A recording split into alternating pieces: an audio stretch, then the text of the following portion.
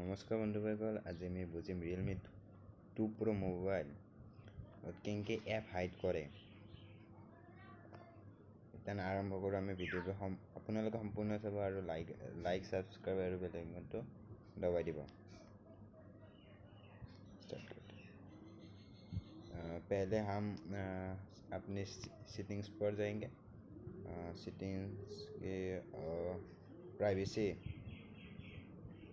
Privacy को open करेंगे। फिर बाद ऐप लॉक पर क्लिक करेंगे। अपना जो भी प्राइवेसी में जो भी आप पासवर्ड थोएंगे, पासवर्ड अपने लोग रखिब। तो पासवर्ड तो लिखि दिला, जेनेके मोर पासवर्ड तो এইটো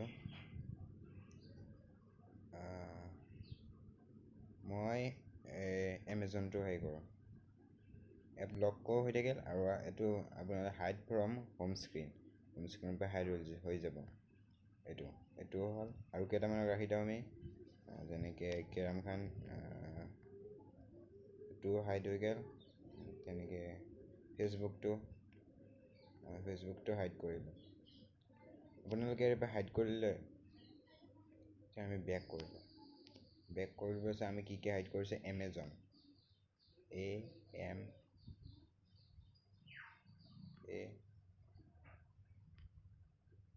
এমেজন এতে কৰতে নাই, তেনেকৈ আমি ফেচবুকটো এতে কৰতে নাই,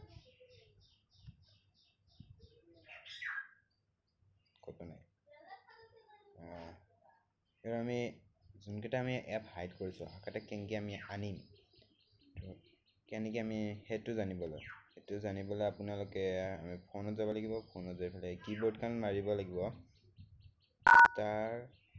হেজ 0000#।